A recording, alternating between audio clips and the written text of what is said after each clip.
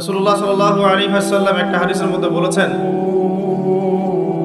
সেই ব্যক্তির জন্য ধ্বংস যার সামনে রাসূলুল্লাহ সাল্লাল্লাহু আলাইহি ওয়াসাল্লামের নাম উচ্চারিত হয়েছে কিন্তু সে রাসূলের নাম শুনে দরুদ পাঠ করেনি।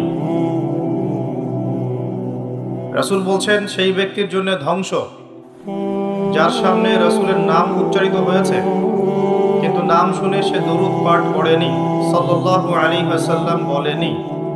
আমরা কি ধ্বংস চাই? তাহলে আপনাদের মুখ বন্ধ কেন?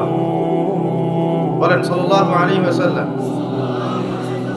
আর এই হাদিস থেকে একটা শিক্ষা নিয়ে নিতে হবে, যদি রাসূলের নাম শুনে দরুদ না পড়লেই এমন অভিশাপ নেমে আসে, যদি রাসূলের নাম শুনে দরুদ না পড়লেই এমন অভিশাপ নেমে আসে, তাহলে আমরা যদি সারা জীবন রাসূলের আদর্শের খেলাফ চলি, পরকালে নাজাত পাবো কি?